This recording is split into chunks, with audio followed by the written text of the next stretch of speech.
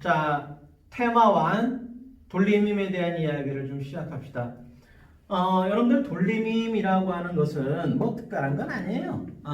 좀 우리가 조금 더 쉽게 표현한다면 이 돌림힘이라고 하는 것을 좀 말로 풀이한다면 이거는 회전 능률 우리가 이렇게 표현할 수 있어요.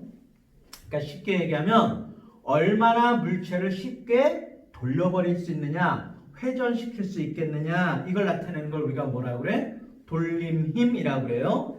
좀 더 어렵게 표현한다면 이제 이걸 토크라고도 얘기를 합니다. 토크. 그래서 여러분들 자동차를 사면 자동차 바퀴를 얼마큼 강하게 돌려줄 수 있느냐 이걸 우리가 토크라고 보통 얘기를 하거든요. 그러니까 토크가 세다는 건 뭐야? 자동차 바퀴가 콱콱 돌아간다 이런 뜻이에요. 그래서 자동차가 보통 스포츠카나 이런 차들은 토크가 어때야 돼? 커야 되겠죠? 그래야 팍팍 돌아야지 촥촥 나갈 거 아니야. 그죠? 자, 그래서 대체로 이제 토크가 큰 차는 이제 순발력이 굉장히 좋은 스포츠카나 이런 차에 많이 쓰이게 될 겁니다. 물론 뭐 큰 힘을 나타내는 그런 차에도 우리가 사용되기도 하겠지만, 자, 그래서 여러분들이 돌림힘이다라는 말은 회전 능률 얼마나 잘 회전시킬 수 있냐. 그러면 돌림힘이 커요 얘기는 잘 회전시켜요 이런 뜻이 되는 거고, 돌림힘이 작아요 그럼 뭐가 되는 거야? 잘 회전시키지 못해요 그런 거예요. 자, 그럼 어떤 경우에 어떻게 회전하는지 한번 보자.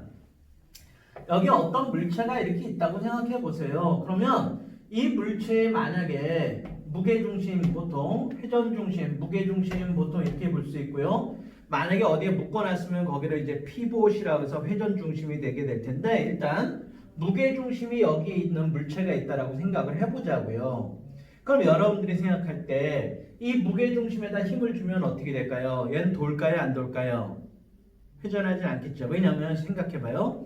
내가 내 몸의 중심에다가 누군가 여기다 힘을 줬다고 생각해보세요. 그럼 뒤로 이렇게 밀려나가기만 하지 돌지는 않는단 말이야. 그럼 나를 돌리기 위해서는 어떻게 해야 되는 거야? 이 중심으로부터 어때? 벗어난 곳에 힘을 줘야지 어떻게 돼? 이렇게 돌게 되겠지. 그죠? 바로 이 중심으로부터 회전 중심 또는 무게 중심을 가지고 있는 물체가 있으니까 그 물체에 회전 중심 또는 무게 중심으로부터 어때야 돼? 벗어난 곳에다 힘을 줘야 얘를 이렇게 돌려버릴 수가 있다 이런 얘기야. 알겠어요? 그럼 얼마나 잘 돌아가게 만들 수 있는가 정도를 나타내는 걸 우리는 뭐라고 한다고? 토크 또는 돌림힘 이렇게 얘기한다는 거예요. 자, 그럼 이제 여기 봅시다. 그러면 이제 중심으로부터 우리가 회전 중심으로부터 또는 여기에 이제 회전축이 꽂아져 있으면 피봇이라고 합니다. 자, 거리가 R만큼 되는 곳에다가 내가 힘을 이렇게 줬다라고 생각해 보세요. 그러면 이 힘이라고 하는 것은 우리가 두 개로 쪼개 볼 수가 있잖아. 이렇게 하나 하고 이렇게 하나. 즉 회전 중심으로부터 거리에 대해서 수직이 되는 힘과 나란한 힘 두 개로 이렇게 쪼개 볼 수가 있어요. 그러면 이때 요 각을 세타라고 할 때 요 힘은 F의 뭐가 되는 거예요? 코사인의 세타가 되고요. 요건 F의 사인의 세타 우리가 이렇게 쓸 수 있겠죠? 사인의 세타 이렇게 써줄 수 있다 이 말이야. 자, 이렇게 둘로 쪼갰을 때. 그럼 이 F 코사인 세타라는 힘은 이 물체의 중심에 작용하고 있는 힘이니까 이거는 회전을 시킬 수가 있어요, 없어요? 회전시킬 수 없죠. 그냥 끌고 가는 역할만 해준단 말이야. 이걸 우리가 병진운동이라고 하는데 얘를 이렇게 끌고 가는 역할만 하지 돌려주는 역할은 못 해주게 돼요. 그럼 물체를 회전시켜주는 역할을 해주는 힘은 반드시 뭐에 대해서? 회전 중심으로부터 일정 거리만큼 떨어진 곳에 어떻게 힘을 줬을 때? 수직으로 힘을 줬을 때 어떻게 돼? 돌려줄 수가 있다는 거야. 그래서 바로 요게 바로 뭐의 역할을 해주는 거야? 돌려주는 힘의 역할을 해주는 거다 이 말이야. 그러면 얼마나 얘를 잘 회전시킬 수 있겠는가라고 하는 것은 우리가 토크. 자, 토크라고 하는 건 이제 T자를 조금 약간 이렇게 구부려놨다라고 생각하고 쓰세요. 타우인데 타우. 근데 이제 T자를 살짝 굽여서 이렇게 쓰세요. 그럼 토크 돌림힘이야. 그럼 이거는 어떻게 표시하느냐? 자, F 사인 세타라는 힘으로 얼마만큼? 회전 중심으로부터 R만큼 되는 곳에다 힘을 줬으니까 회전 능률 얼만큼 잘 회전시키느냐라고 하는 것은 F의 R에 사인의 세타 우리가 이렇게 표현하게 됩니다. 되셨나요? 네, 그래서 세타가 몇 도가 된다면 세타가 90도가 된다면 어때요? 이 힘이라고 하는 것이 회전 중심에 대해서 수직으로 작용한다면 어떻게 돼? 얘를 최대한 회전시킬 수가 있다는 얘기야. 최대한. 알겠죠? 그래서 최대 토크는 힘과 회전 중심까지의 거리의 방향이 항상 뭘 이룰 때, 즉 세타가 90도를 이룰 때 잘 회전시킬 수가 있다 이런 얘기예요. 그래서 이때는 토크가 얼마가 된다? F 곱하기 R이다. 우리가 이렇게 쓸 수 있습니다. 되셨나요? 그래서 토크는 F 곱하기 R 이렇게 표현된다는 거 꼭 알아두시고 결론. 힘이 셀수록 즉 돌려주려고 하려면 힘이 세야 되겠죠. 그죠? 그러면서 회전 중심으로 어떻게 멀리 떨어져 있을수록 어떻다? 물체를 잘 회전시킬 수 있다 이런 얘기예요. 무슨 말이 알겠죠? 그래서 여러분들이 우리가 병을 딴다든지 이렇게 돌릴 때 잘 안 따지면 어때요? 거기 집게 같은 거 콱 꽂아서 어떻게 돼? 좀 길게 잡아당겨서 툭 돌리면 어떻게 돼? 뚝! 잘. 또는 여러분들 이거 어떤 나사라든지 자동차 바퀴라든지 이런 거 나사 돌릴 때 어때요? 손으로 잘 안 들어가잖아. 그러니까 거기다 렌치를 꽂아서 어떻게 돼? 길게 한 다음에 돌려주면 어때요? 뚝뚝 돌아간단 말이야. 알겠죠?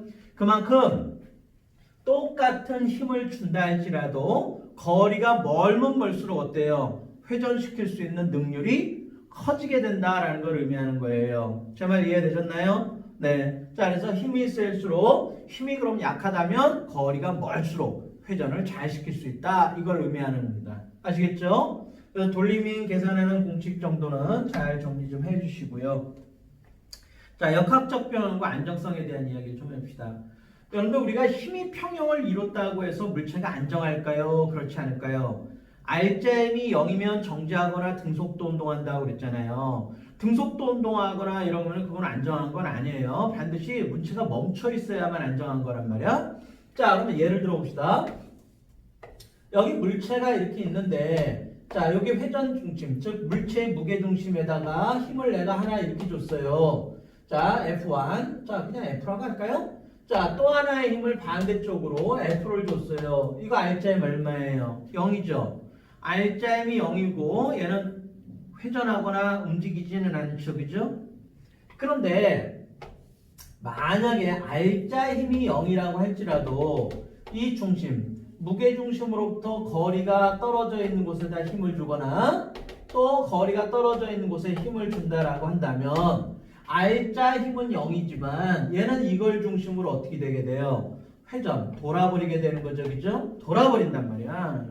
그러니까 이건 확 돌아버리니까 물체가 안정하다, 안정하지 않다, 안정하지 않다 말할 수 있어요. 그러니까 R자 힘이 0이라고 해서 물체가 꼭 안정한 것은 아니다 이런 얘기야. 왜? 회전할 수 있기 때문에. 자, 그럼 이제 여기 봅시다. 그러면 돌림힘이 평형을 이룬다라고 하는 개념도 좀 볼까요? 우리가 지렛대가 이렇게 있다라고 생각해 보세요.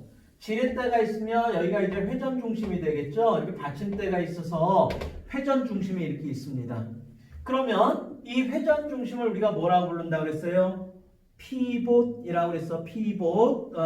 여러분 이 피봇이라고 하는 걸 중심으로 해서 우리가 만약에 힘을 여기다가 준다면 자, 만약에 F1이라는 힘을 얼마만큼의 거리 R만큼의 힘을 주게 된다면 요 힘 때문에 어떻게 되는 거야?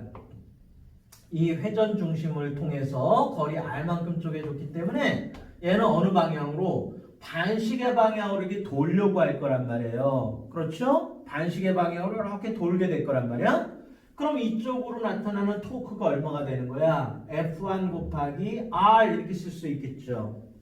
자, 그런데 만약에 여기에다가 F2라고 하는 힘을 줍시다. 근데 여기서부터 여기까지의 거리가 뭐 라지 R 우리가 이렇게 한번 놔보세요.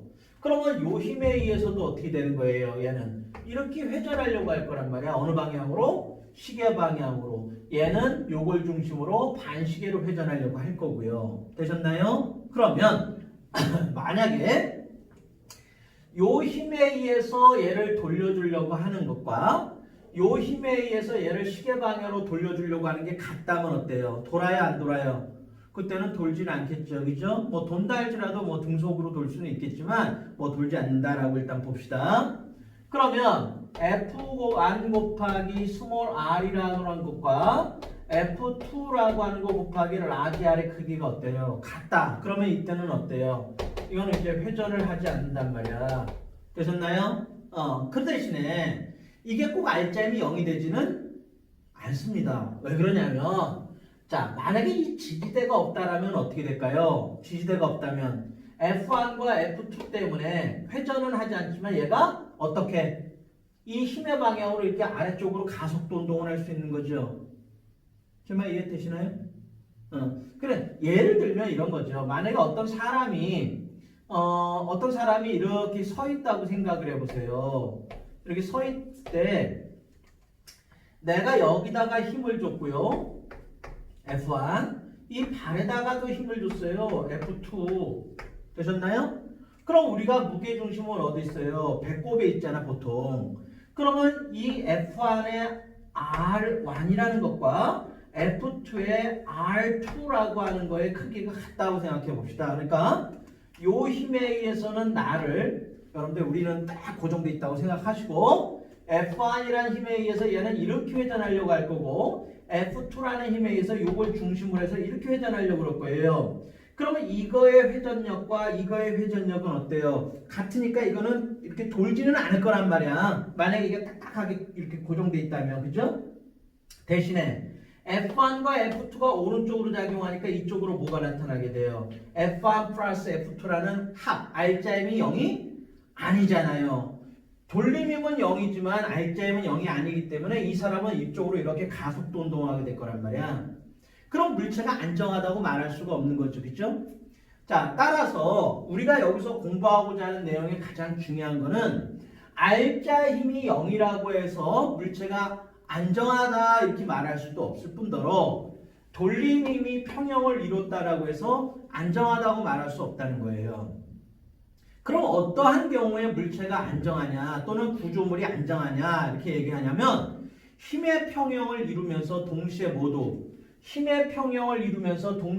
이룬다면 돌림의 평형까지 동시에 이루어진다면 그 물체는 안정하다고 말할 수 있다는 거예요. 그러니까 예를 든다면 이런 거가 되는 거죠. 여기 한번 봅시다. 우리가 여러분들 다시 지렛대를 얘기해 볼게요. 자, 지렛대를 이렇게 놓고 봤을 때 자, 여기에다가 만약에 F1이라는 힘을 줬고요. 여기다가 이제 F2라는 힘을 이렇게 줬습니다.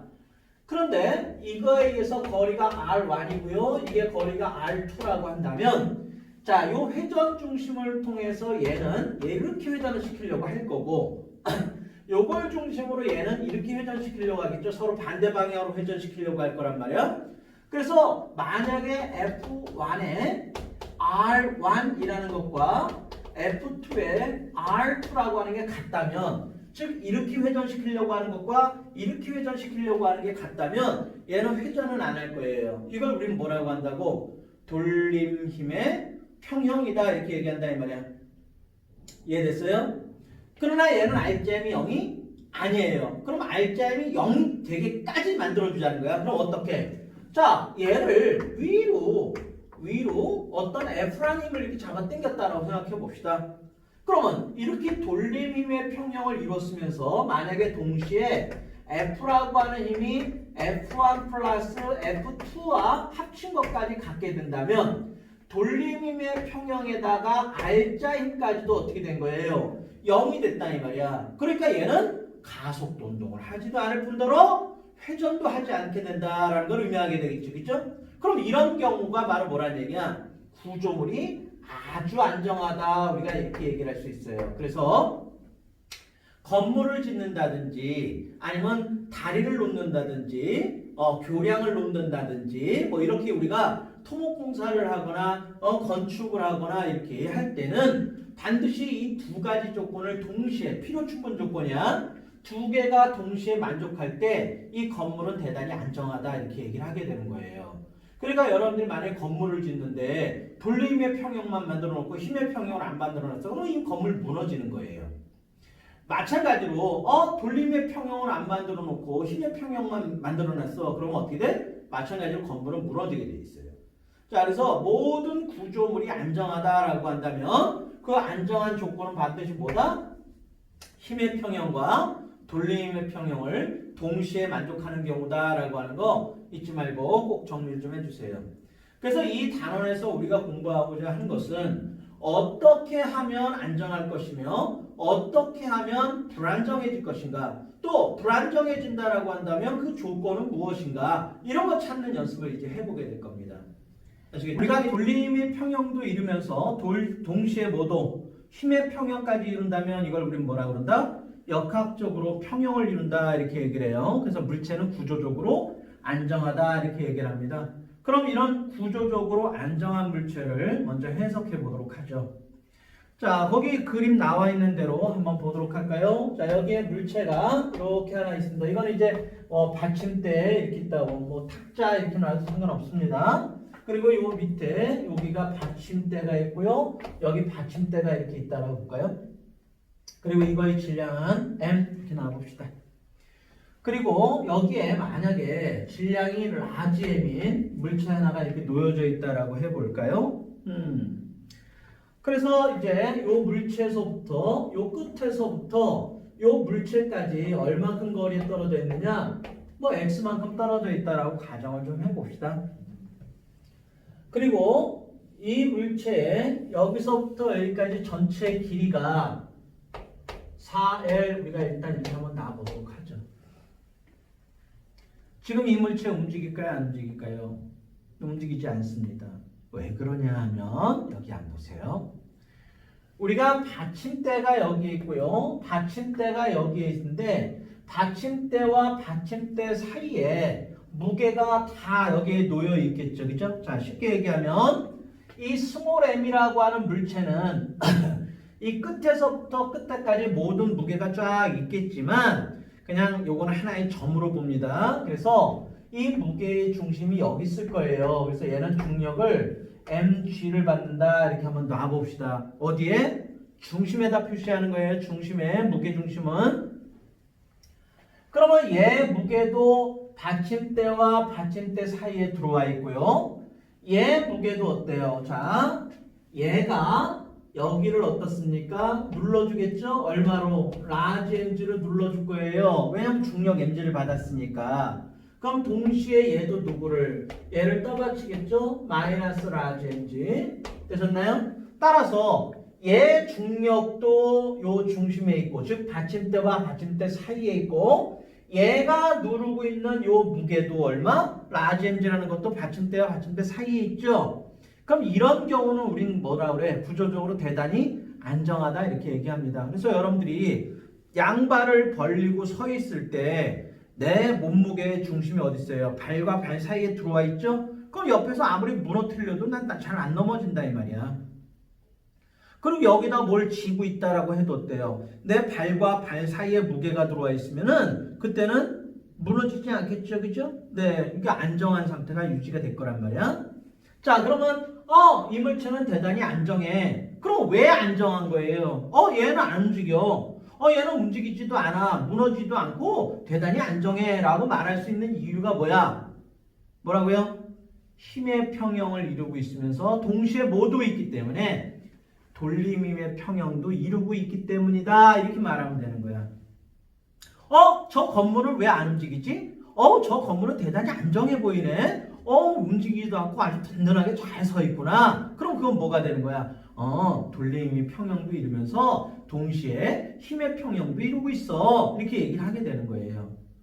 우리가 이 공부하는 이 건물도 안정해. 왜? 힘의 평형도 이루고 있으면서 동시에 돌림힘의 평형도 이루고 있기 때문이야. 이렇게 얘기했어요. 그렇다면 이 물체가 안정한 형태를 유지하고 있다라고 한다면 이 받침대에 얼마의 힘이 걸려 있고 이 받침대에 얼마의 힘이 걸려 있는지를 한번 계산해 보도록 합시다. 자, 그럼 한번 볼까요? 여러분들 제일 먼저 해줘야 될 일은 이런 거 해석할 때 제일 먼저 해야 되는 건 중력을 표시하는 거예요.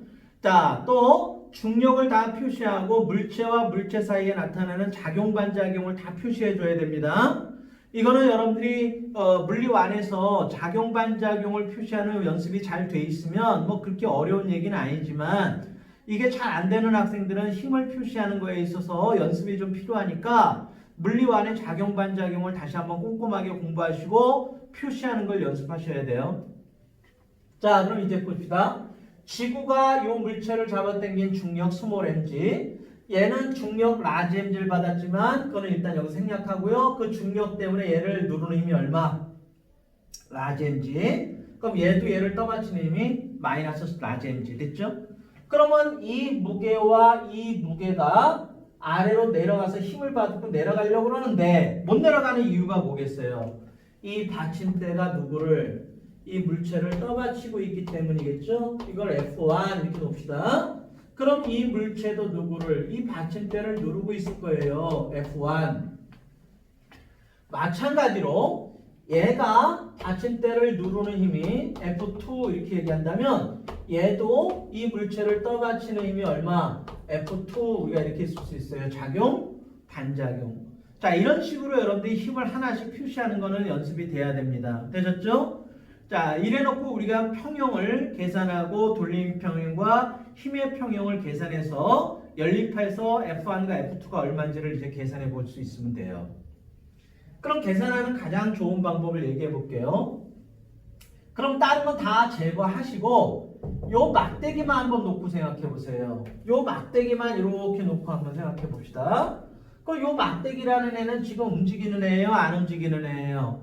안 움직이는 애예요. 왜? 왜 안 움직이는 거야? R자 힘이 0이 되어서 또 돌림 힘이 0이 되어서 안 움직이게 됐다 이렇게 얘기하면 되는 거야. 자, 그럼 이제 봅시다. 그럼 이 물체는 돌림의 평형을 이루면서 동시에 R자임도 0이야. 그러면 아하, 이 물체는 아래쪽으로 중력 얼마? 그런데 얘가 받는 중력은 중앙에다 표시하는 거예요. 스몰 mg라는 중력을 받고 있는 데다가 이 물체가 얘를 누르고 있는 게 얼마로 누르고 있어요? 라지 mg로 누르고 있죠, 그죠? 그러니까 이 물체가 받는 힘만 표시해 보는 거예요. 다른 건 다 빼버려. 자, 그리고 받침대가 얘를 떠받치는 힘 얼마를 받고 있어요? F1. 또 받침대가 얘를 떠받치고 있는 힘이 얼마야? F2 이렇게 된단 말이야. 그러니까 이 받침대라고 하는 것은 라지 mg, 스몰 mg, F1, F2 이렇게 4개의 힘에 의해서 어떻게 되는 거야? 힘의 평형도 이루면서 동시에 뭐도 이루고 있다? 돌림힘의 평형도 이루고 있기 때문에 그렇다라는 거야. 그래서 해석을 해봅시다. 먼저 힘의 평형 한번 해석해 봅시다. 그 힘의 평형이라고 하는 것은 R자임이 얼마? R자임이 0이 되는 거죠? 그럼 R자임이 0이 되는 거니까 F1 플러스 F의 2라고 하는 것이 뭐랑 똑같다? 요거와 요걸 합한 거. 라지 mg 플러스 스몰 mg 이렇게 된다 이런 얘기야. 되셨죠? 두 번째, 얘네들이 안 움직이는 이유가 뭐라고 그랬어요? 또한 돌림힘의 평형을 이루고 있기 때문이다. 우리가 이렇게 얘기할 수 있다고 그랬죠, 그죠? 그럼 돌림힘의 평형을 이루는데요. 회전 중심을 잡아봐야 되겠죠. 자, 여기 봅시다. 얘는 지금 회전을 하는 애예요, 안 하는 애예요? 안 하는 애잖아. 지금 현재 실제로 얘는 안 움직이는 애잖아. 회전도 안 하고 있고. 그러면 어디를 중심으로 회전하는 그 회전 중심을 어디로 잡아줄 것이냐라고 하는 건데 그때는 아무데나 잡아도 돼요. 왜? 만약에 내가 뭐 여기를 회전 중심으로 잡을래 그러면 얘를 여기를 중심으로 잡아도 어차피 회전 안 하는 애니까 여기를 중심으로 잡아도 되고 여기를 중심으로 잡아도 되고 여기를 잡아도 되고 어디를 잡아도 상관이 없어요. 어디를 잡아도 얘는 회전하지 않는 애니까. 그러면 우리가 돌림힘을 계산해 주기 위해서 회전 중심을 어디로 할 것이냐? 아무데나 해도 돼. 실제로 얘는 안 움직이는 애니까. 아시겠나요? 자, 그런데 문제를 풀거나 할 때 요령이 필요한 거니까 어디를 잡아주면 되냐면 미지수를 없애는 쪽에다 회전 중심을 잡아주는 게 좋습니다. 자, 여기 볼까요? 나는 회전 중심을 여기로 잡을래요. 그러니까 여기를 우리 피봇으로 이렇게 잡아줍시다. 그러면 얘는 여기를 중심으로 F1이라는 힘은 피봇, 회전 중심의 힘이 있으니까 얘는 돌림 힘이 작용하지 않게 되죠. 왜냐면 회전 중심으로부터 이 거리가 없으니까. 그런데 mg라고 하는 힘은 얼마? 이 피봇으로부터 x만큼 떨어져 있는 거고요. 이 스몰 mg는 얼마 떨어져 있는 거야? 회전 중심으로부터 이 l만큼 떨어져 있고요. 그죠? 피봇으로부터 이 힘은 얼마 떨어져 있어요? 4l만큼 이렇게 떨어져 있는 걸 알 수 있는 거죠? 이건 임의적으로 내가 피봇을 잡은 거예요. 왜냐면 어디를 잡아도 상관은 없어요. 잡아놓고 이제 생각만 하면 되는 거야. 왜? 어디를 잡아도 얘는 회전하지 않는 애니까. 그러면 지금 요걸 회전 중심으로 잡았을 때 얘는 회전 중심에 작용하는 힘이니까 얘에 의해서 F1에 의해서는 돌림힘 빵이야. 그죠? 그러니까 이거 계산할 필요가 없어져 버리는 거야. 그런데 이 피봇으로부터 거리가 x만큼 떨어져 있는 곳에 mg가 작용했으니까 요 mg라는 힘 때문에 어때요? 회전 중심부터 x만큼 있는 힘이 수직으로 작용하죠? 그러니까 이렇게 시계 방향으로 얘를 회전시키려고 하겠구나. 또한 스몰 mg라는 힘 때문에 이 피봇으로부터 2l만큼 떨어진 곳에서 어떻게 힘이 아래쪽으로 할 때 얘는 이렇게 회전하려고 하게 될 거예요. 이렇게 회전하려고 하는 역할을 할 거예요. 됐나요?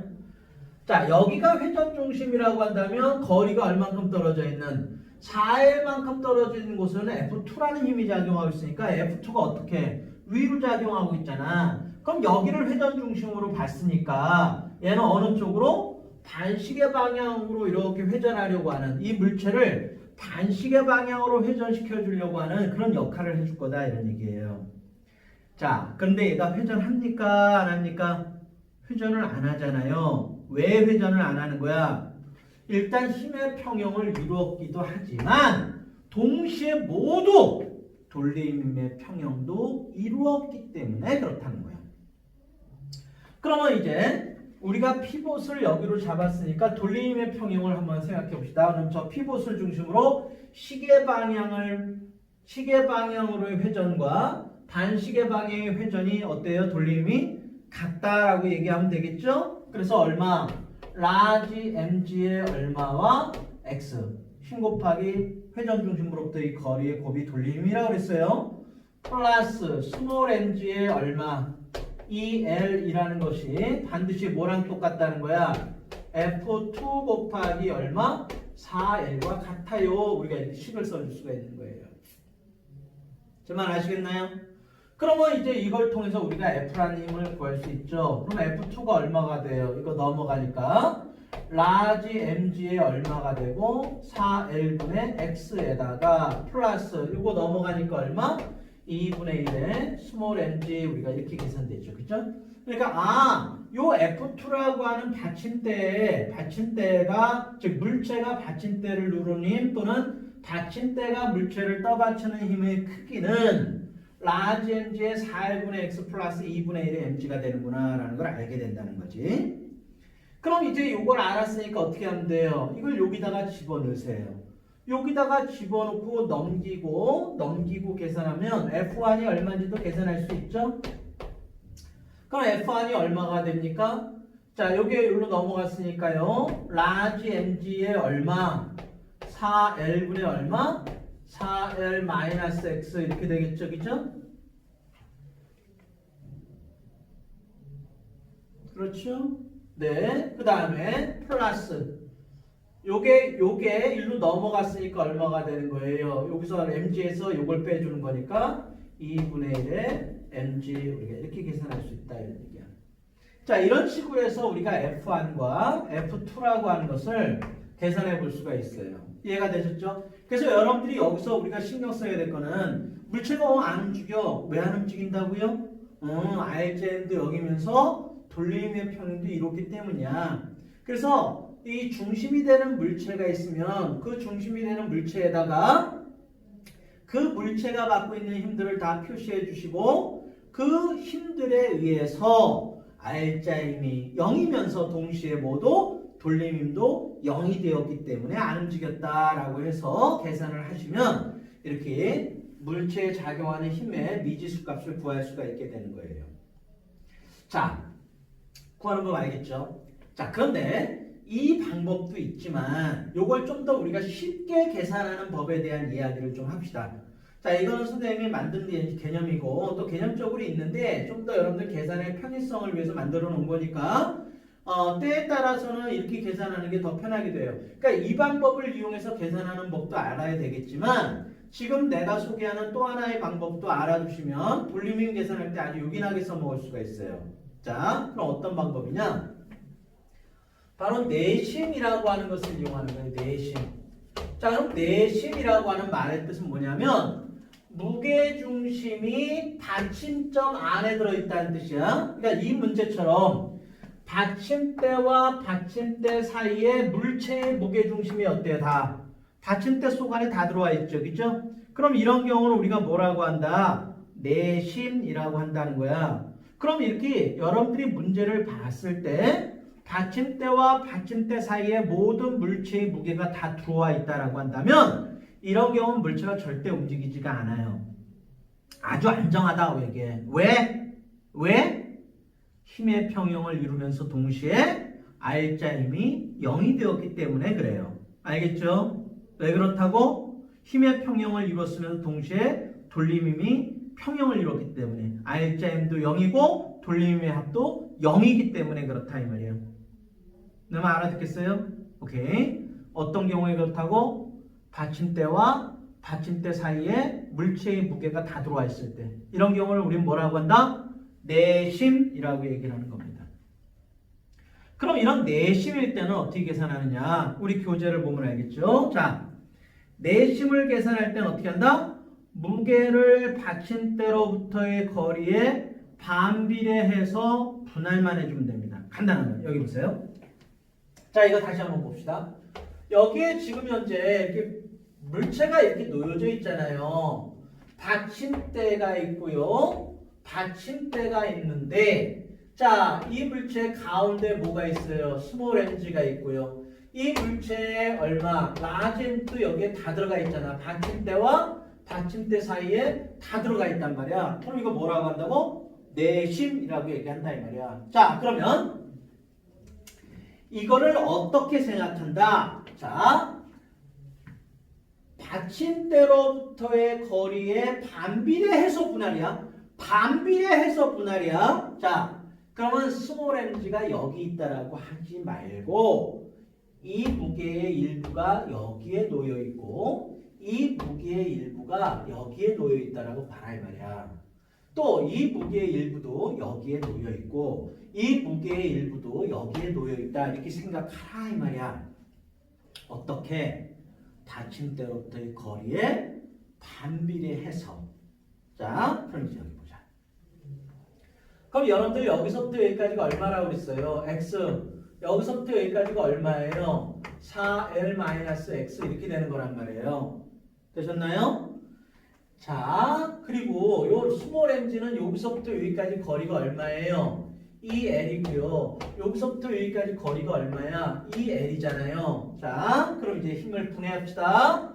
무게를 나눠주기만 하면 돼. 그럼 답은 금방 나와요. 자, 그럼 여기에 무게가 놓여 있어. 얼마의 무게가 있는 거야? 여기에 얼마의 무게가 있어? 자, 스몰 mg부터 합시다. 스몰 mg는 받침대로부터 2l. 받침대로부터 2l이니까 몇 대 몇? 1대 1. 그러니까 반반 나눠주면 되는 거죠. 그러니까 얼마? 라지 mg의 절반이니까 2분의 1의 스몰 mg가 여기에 있고 여기에 얼마가 있다는 거야? 2분의 1의 스몰 mg가 여기 있어요. 이렇게 얘기를 하면 되는 거야. 그 다음에 라지 m 보세요. 라지 mg는 요 받침대로부터 x, 요 받침대로부터 4l-x 있으니까 이거는 라지 mg의 전체 얼마 중에 4l 중에 얼마만큼이 4l-x만큼이 여기에 있고 자 여기에는 라지 mg 중에 4l 중에 얼마만큼이 x만큼이 여기 있다. 이런 식으로 반비례해서 무게를 분할해 주면 된다 이 말이에요. 그럼 어때요? 이거하고 결론이 어떻습니까? 똑같죠? 그러니까 이렇게 내심이라고 하는 걸 이용해서 물체의 무게를 빨리 분할만 해주면 각각의 받침대에 걸리는 힘이 얼마가 되는지를 우리가 쉽게 계산할 수 있다는 거예요. 정말 이해되셨죠? 자, 그래서 여러분들이 계산할 때 이 방법을 쓰지 말라는 것이 아니라 이 방법을 때로는 쓸 수 있겠지만 간단한 경우, 즉 우리가 이렇게 내심으로만 이루어져 있는 경우에는 그냥 내심만 계산해버리면 아주 쉽게 계산할 수 있다는 거야. 아시겠습니까? 자, 내심에 대한 연습을 좀 한번 해봅시다. 우리 배운 대로. 자, 어떻게 하라고 그랬어요? 자, 거기 나와 있는 걸 한번 볼까요? 자, 여기 이렇게 물체가 놓여져 있고요. 자, 물체가 놓여져 있고 받침대와 받침대 사이의 거리를 한번 볼까요? 자, 받침대가 여기 있고요. 받침대가 여기 있습니다. 여기서부터 여기까지 거리 L이고요. 여기서부터 여기까지가 2L이고요. 여기서부터 여기까지가 2L 이렇게 표시가 되어 있습니다. 그렇죠? 그리고 라지 mg가 어디에 있어요? 여기에 이제 라지 m이라는 놈이 이렇게 놓여져 있다 이 말이야. 자, 그럼 여러분들이 문제를 봤을 때 제일 먼저 해야 될 일은 무게중심을 표시하는 거예요. 무게중심은 그 물체의 가운데다 표시하면 됩니다. 자, 해봅시다. 먼저 이 전체의 무게가 얼마? 스몰 mg잖아요. 그러면 2L, 2L, L이니까 전체가 5L이죠. 그럼 5L의 중심은 어디야? 2.5L이잖아. 그럼 2.5L. 그러니까 여기에 뭐가 있다는 얘기야? 스몰 mg가 이렇게 있다는 얘기예요. 그러니까 스몰 mg는 요 받침대로부터 얼마? 0.5L 되는 곳에 있고 요 받침대로부터는 얼마 되는 거리에 있는 거예요? 1.5L 되는 곳에 있다. 이런 얘기가 되는 거죠. 그러면 이해됐죠? 자, 그 다음에 라지 mg는 어디에 있어요? 라지 mg는 여기에 있단 말이야. 라지 mg가. 그럼 라지 mg는 여기서부터 여기까지 x지만 여기서부터 여기까지는 얼마야? 2L-x 이렇게 있단 말이야. 그렇죠? 2L-x인 곳에 이렇게 있고 여기는 x잖아요. 그죠? 그러니까 이 라지 mg와 스몰 mg가 다 어디에 들어있어요? 무게중심 사이에 다, 즉 받침대 사이에 다 들어와 있잖아. 그러니까 이건 뭐라고 말하면 돼? 내심이라 이 말이야. 그러면 이제 내심이니까 어떻게? 받침대로부터의 거리에 반비례해서 분할만 이제 해주면 되는 거예요. 자, 이제 봅니다. 여러분 여기에다 이제 무게가 이렇게 있고요. 여기에 무게가 있다라고 생각하고 분할하는 거야. 자, 여기에 무게 얼마? 자, 스몰 mg는 몇 대 몇? 3대 1. 그러니까 1대 3으로 나누면 되는 거야. 그러니까 1대, 자, 3대 1이니까 이건 이쪽에 4분의 1에 얼마? 스몰 mg가 이렇게 있다는 얘기고요. 여기에는 무게가 얼마 있다는 얘기야? 4분의 3에 스몰 mg가 여기 놓여져 있다. 이런 뜻이 되는 겁니다. 그 다음에 라지 mg는 얼마? 라지 mg는 전체 얼마? 받침대로부터 받침대의 거리 전체가 2L이니까 2L분의 얼마만큼이? 2L-x만큼이 여기 있는 거고요. 되셨나요? 그 다음에 여기는 얼마가 있어요? 라지 mg의 얼마가? 2L분의 얼마? x만큼이 요 x가 이쪽으로 와 있어야지. 이해가 되셨나요? 그래서 항상 무게중심에 대해서 반비례해서 그러니까 받침대로부터의 거리에 반비례해서 무게가 받침대와 받침대 위에 놓여져 있다라고 생각하면 계산이 아주 쉬워진다 이런 얘기예요. 이해됐나요? 자, 그래서 우리가 이렇게 받침대에 요만큼씩의 힘이 걸리겠구나라는 거를 알 수가 있는 거야. 아시겠죠? 자, 이번에는 외심에 대한 이야기를 좀 해보도록 합시다. 자, 여러분들 우리 교재 보면 알겠지만 자, 교재를 한번 보세요. 이렇게 물체가 이렇게 있어요. 받침대가 여기에 놓여져 있고요. 받침대가 여기에 놓여져 있습니다. 자, 이 받침대로부터의 거리가 얼마 떨어져 있고요? 2L 떨어져 있고요. 자, 여기서부터 여기 전체는 몇 L이에요? 여기서부터 여기까지가 4L이다. 이렇게 표시되어 있습니다. 그죠? 그래서 전체 길이가 몇 L? 6L 이렇게 되어 있습니다. 자, 그리고 중요한 건 여기에 뭐가 있다는 거예요? 라지 m이 있다는 거죠. 여기서부터 여기 떨어진 거리가 얼마? X 이렇게 되어 있습니다. 자, 그러면 어떠한 경우에도 여러분들이 제일 먼저 해야 될 일은 물체의 무게중심을 받침대에다가 일단 다 표시해 보는 거예요. 자, 표시해 봅시다. 먼저 전체 길이가 6L이니까요. 이 무게중심은 어디에 있어야 돼요? 스몰 mg가 어디에? 여기서부터 3L, 여기서부터 3L이 되는, 그죠? 중심에 이렇게 무게중심이 있어야 되겠죠? 그렇게 표시해 놓고 보니까 어때요? 요 m과 받침대와 받침대 사이에 스몰 mg가 들어가 있으니까 이 스몰 mg는 우리가 뭐라고 한다? 내심 이러면 되는 거야. 그러니까 이거는 뭐 어렵지 않아요. 왜? 받침대로부터의 거리에 반비례해서 무게 분할만 해주면 되는 거니까 이건 어렵지 않아. 자, 근데 문제는 이거예요. 얘 무게가 어디 있어요? 여기에 놓여져 있단 말이야. 얼마? 이 받침대로부터 바깥에 나가 있죠? 얘 라지 mg는 지금 여기에 놓여져 있다 이 말이에요. 자, 그러면 이걸 우리가 내심이라고 한다면, 이거는 뭐가 되는 거야? 외심, 우리가 이렇게 얘기를 하게 되는 거예요. 왜? 받침대 밖에 나가 있으니까. 그러니까 여러분들이 이 받침대로부터 바깥으로 나가 있는 물체는 어떻습니까? 물체를 바깥쪽으로 확 돌려버리려고 하는 역할을 하잖아요. 얘가 이렇게 확 이렇게 돌리려고 하는 역할을 한단 말이에요. 이런 역할을 하기 때문에 물체를 불안정하게 하는 요소로 작용해. 그러니까 요거는 안정하지만 요건 불안정하다 이 말이야. 이해가 되셨죠? 그러면 이렇게 외심과 내심이 공존하는 경우에 있어서의 해석법을 이제부터 공부할 건데요. 자, 내심은 받침대와 받침대 사이에 무게가 있기 때문에 이 물체를 뒤집어 버리거나 회전시키거나 하는 역할은 못해요. 안정한 역할만 해줘요. 그런데 비해서 외심은 어때요? 이 외전, 즉 받침대로부터의 바깥으로 나가 있기 때문에 물체를 이렇게 돌려버려서 물체를 무너뜨리는 역할을 해주게 된단 말이야. 자, 그러면 이런 경우에 이 받침대와 이 받침대에 걸리는 힘이 얼만큼 걸려 있겠는가라고 하는 걸 우리가 어떻게 계산할 것인가, 이거 한번 보자는 거야.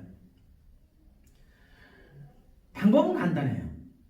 외심은 외심대로, 내심은 내심대로 따로따로 계산해서 합쳐버리면 되는 거야. 자, 그럼 먼저 내심부터 한번 계산해 봅시다. 자, 내심부터 한번 해볼까요? 자, 이거는 빼버리세요. 빼버리고 뭐만 있다? 요것만 있다고 생각하시는 거야. 자, 요것만 있다고 생각하세요. 받침대가 있고요. 받침대가 있는데 이 중심에 지금 받침대가 있는데 지금 요 무게가 어디에? 여기에 놓여져 있단 말이에요. 받침대로부터의 거리가 얼마? 3L. 받침대로부터의 거리가 L만큼 떨어진 곳에 이렇게 있는 거지, 그죠? 이 그림이. 그러면 이 받침대와 이 받침대의 무게가 어떻게 분할된다? 3대 1이니까 1대 3으로 나눠져서 무게가 있다 이렇게 생각하라고 그랬죠? 그래서 여기에 무게가 있고 여기에 무게가 있는데 이쪽으로는 얼마? 4분의 1에 mg가 여기에 있고요. 여기에는 무게가 얼마 있다? 4분의 3에 mg가 여기 있습니다. 이렇게 하면 내심 계산은 끝나는 거예요. 더 이상 할 것도 없어요.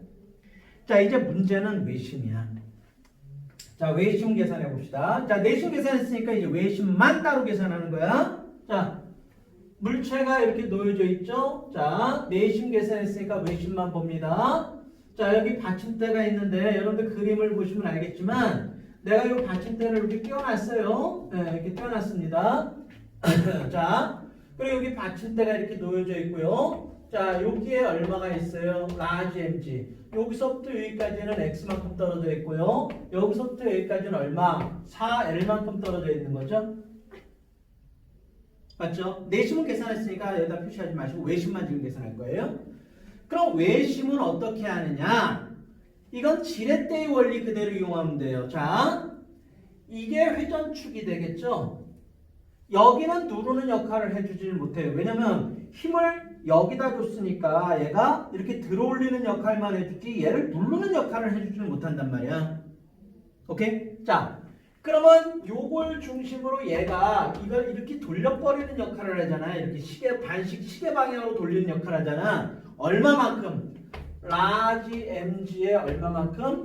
x만큼의 돌림힘이 작용하게 되죠. 이렇게 회전시키려고 하는 역할을 해준다고. 그렇게 되면 이거에 의해서 얘가 어때요? 이렇게 들어 올려지게 된단 말이야. 어떤 일정한 힘으로. 됐어요? 그러면 mg라고 하는 힘으로 x만큼을 돌려주게 되면 f라고 하는 힘이 4l만큼 거리에서 얘를 들어 올리는 역할을 하기 때문에 그 힘의 크기, 돌림의 크기는 어때요? 같게 된다는 거야. 그래서 f 곱하기 4l 우리가 이렇게 된다는 거예요. 그래서 F라고 하는 힘은 얼마? 라지 mg에 4L분의 X만큼의 힘으로 어떻게 돼? 얘를 들어 올리게 된다 이런 얘기야. 이해됐나요? 좋았습니다. 그러면 얘가 여기를 눌러줌으로 인해서 얘가 들어 올려졌죠. F라는 힘으로. 그죠? 그러면 작용 반작용에 의해서 얘가 F라는 힘으로 들어 올려졌으니까 반작용은 어디에 나타나는데? 작용이 있으면 반작용이 여기 나타나야지. 그죠? 받침대 이거밖에 없으니까 이건 받침대가 아니죠. 역할을 못하니까. 그러니까 F가 여기 이렇게 작용하게 돼요. 되셨나요? 거기에다가 이 무게만큼이 또 어디 걸려야 돼? 여기 받침대 떨어지는 거니까 들어 올리는 역할을 하니까 눌러주는 역할을 못한단 말이야. 그러니까 이 무게가 다 어디에? 또한 여기에 다 이렇게 묶이게 돼요. 그래서 요 받침대에는 이 무게에다가 얘를 회전시킬 때 들어 올린 거에 대한 반작용까지도 여기에 나타나게 됩니다. 그래서 요 힘의 크기가 얼마가 돼요? 이거에다 이걸 더하는 거니까 라지 mg의 얼마만큼으로 4L분의 4L 플러스 X만큼의 힘으로 우리가 나타나게 되겠죠. 되셨나요? 그럼 이제 계산은 끝난 거예요. 그러면 이제 합쳐봅시다. 그러면 내심과 이 외심의 계산을 하나로 이렇게 합쳐보세요. 자, 합쳐보겠습니다. 자, 여기 받침대가 있고요. 여기 받침대가 있고요. 자, 계산해 볼게요. 자, 이쪽 받침대는 아래쪽으로 무슨 힘이 작용했어요? 4분의 1에 mg의 무게가 작용했지요? 자, 그리고 여기에는 얼마가 작용했어요? 4분의 3에 mg가 작용했습니다. 이건 내심에 의해서 계산한 거야. 그 다음에 외심에 의해서는 이 위로 얼마의 힘으로 들어 올려졌어요? F가 얼마라고 그랬어? 라지 mg에 4L분의 X만큼으로 들어 올려지게 됐고 여기에는 이거에다가 얼마만큼이 더 눌러지게 됐어요. 요만큼이 더 눌려지게 됐죠? mg 4L분의 얼마? 4L 플러스 X만큼으로 여기를 눌려지게 되는 이런 현상이 나타나게 될 거다 이런 얘기야. 됐나요? 자, 그래서 여기에 이쪽 오른쪽 받침대에는 4분의 3 mg 플러스 라지 mg의 4L분의 4L분 플러스 X만큼의 힘으로 눌러지지만 문제는 여기에요. 이게 중요한데 그럼 여기는 받침대를 얼만큼으로 누르게 되는 거예요. 자, 중요한 거는 라지 mg의 4L분의 X라고 하는 거에 의해서 받침대가 들어 올려지게 되는 거고 4분의 1 mg만큼으로 눌러지게 되는 거란 말이야. 그러면 만약에 4분의 1 mg가 더 크면 뒤집어진다 안 뒤집어진다? 안 뒤집어져. 안정하게 되는 거야.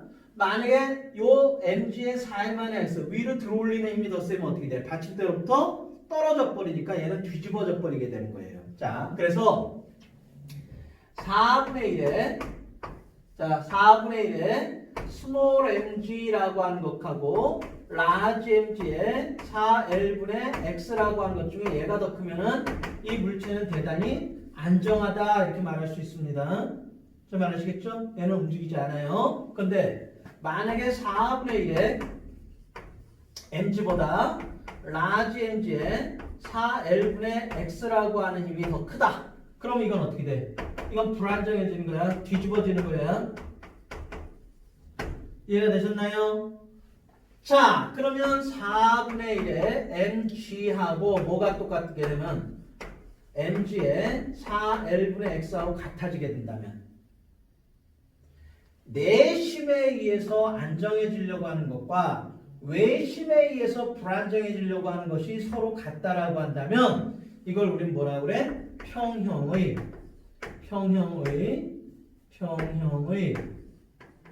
한계점이다. 한계. 이해되셨나요? 그럼 평형의 한계가 이거니까 그럼 이 평형의 한계점은 얼마냐? 자, 여기다 계산할게요. 자, x는 우리 한번 계산해 보세요. x는 자, 이거 넘어가고 4일 넘어가고 다 넘겨버리세요. 그럼 4, 4 지워졌죠? 그럼 L조로 넘어갔죠? 그러니까 라지 m분의 스몰 m의 얼마? L 이렇게 되는 거야. 이게 바로 뭐가 되는 거야? 평형의 한계점이다. 우리가 이렇게 얘기할 수 있는 거예요. 그러니까 자, 여기로 와서 요 x라고 하는 값이 얼마보다 작거나 같아야 돼? 얼마보다? 라지 m분의 스몰 m의 L보다 작거나 같게 된다면 어떻게 된다는 거야? 얘는 뒤집어지는 일이 없다는 얘기야. 근데 만약에 large m분의 small m의 L보다 만약에 이 X값이 크다. 그럼 어떻게 된다는 거야? 이걸 중심으로 해서 얘가 훅 가닥 다 뒤집어져 버리게 된다라는 걸 의미하게 되는 거예요. 내 말 이해되셨나요? 네. 자, 그래서 내심과 외심이 같이 있으면은 내심은 내심대로 따로 계산하고요. 그래서 받침대에다 힘을 표시하고 외심은 외심대로 따로 계산해서 그 계산법은 꼭 잘 익혀두셔야 돼요. 그래서 두 개를 하나로 이렇게 합치시면 우리가 계산도 편리하고 우리 결과치도 금방 얻어낼 수 있습니다. 자, 연습 한번 보겠습니다. 먼저 우리가 물체의 무게를 표시해 줘야 되겠죠? 자, 이 물체의 무게는 여기에 있죠. 스몰 mg. 전체가 얼마? 5L이니까 2.5L. 즉 여기서부터 이 받침대로부터의 거리가 얼마? 1.5L. 요 받침대로부터의 거리는 얼마? 0.5L. 이렇게 있는 거야. 됐나요? 자, 그러니까 우리가 받침대 위에다가 다 무게를 분할해 주면 되는 거예요. 자, 먼저 내심부터 계산해 봅시다. 자, 여기에 무게가 있다고 생각하고 여기에 무게가 있다고 생각하고서 해봅시다. 자, 이쪽에 얼마? 요 무게에 얼마? 3대 1이니까 1대 3으로 나누면 되는 거야. 4분의 1에 mg가 여기 있는 거고요. 여기에는 무게가 얼마 있다고 하는데 4분의 3에 mg가 있다 이렇게 생각하면 되는 거야. 이해됐죠? 그럼 내심 계산 끝난 거야. 이제 외심 옮겨놓으세요. 자, 외심을 계산해 놓으면 자, 요 놈에 의해서 어떻게 된다 그랬어요? 여기가 이렇게 들어 올려지는 힘이 나타나게 된다 그랬죠? 자, 그럼 거리가 몇 대면 2L 대 X, 그러니까 mg 곱하기 X만큼의 힘으로 돌려주는 것이 F 곱하기 2L의 형태로 나타나는 거죠. 그러니까 F 곱하기 2L이라고 하는 것이 large mg의 X가 되는 거니까 우리가 F라고 하는 힘은 얼마라고 말할 수 있어요? large mg의 2L분의 X만큼이다 이렇게 말할 수 있단 말이야. 그러니까 여기를 얼만큼으로 들어 올려주게 된다고? large mg의 2L분의 X만큼으로 들어 올려주게 되는 거예요. 그러면 여기를 얼만큼으로 누르게 되는 거야? 자, 요거의 무게에다가 여기 눌러주는 외심은 mg에다가 플러스 얼마? F만큼으로 이렇게 눌러주게 되는 거야. 이해가 되셨어요? 여러분들 이거 계산할 때 참 조심하셔야 됩니다. 그래서 자꾸 익숙해질 때까지 조금 연습을 좀 해야 돼요. 그럼 요거 합치니까 여기는 얼만큼의 힘으로 눌러지는 거야? 4분의 3의 mg에다가 플러스 얼마? 이거하고 더했으니까 large mg에 얼마? 2L분의 2L 플러스 X만큼으로 이렇게 눌러지게 되는 거야. 요 받침대는. 이해가 되셨죠? 근데 이제 여기가 문제예요. 여기는 아래로, 내심에 의해서 아래로 4분의 1 mg가 작용하지만 위로는 얼마가 작용해요? large mg에 2L분의 X만큼으로 위로 들어올리는 역할을 해야 돼요. 그죠? 자, 그래서 만약에 얘가 크다면 뒤집어질 거고 얘가 크다면 안정할 거예요. 그죠? 그럼 평형의 한계점을 구해볼까요? 자, 이걸 이용해서 평형의 한계점을 구해본다면 4분의 1의 mg라는 것하고 뭐가 large mg의 얼마다? 2L분의 X랑 같은 거니까요. 그럼 평형의 한계점인 X는 이거 넘어가면 되죠? 그러니까 2배의 large m분의 small m이 얼마다? L 이렇게 얘기하면 평형의 한계점을 우리가 이렇게 계산할 수가 있는 겁니다. 이해가 되셨나요? 자, 이렇게 해서 우리가 여러분들이 돌림힘 계산하실 때 전통적인 방법 힘의 평형과 돌림힘의 평형을 이용해서 계산해도 되고 지금 내가 제시한 것처럼 내심이나 외심이라고 하는 걸 이용해서 계산하셔도 됩니다. 어떤 방법을 써도 상관없는 거니까 일단 잘 익혀두시면서 적용하는 연습은 나중에 문제풀이반에서 같이 시작하도록 하겠습니다. 아시겠죠?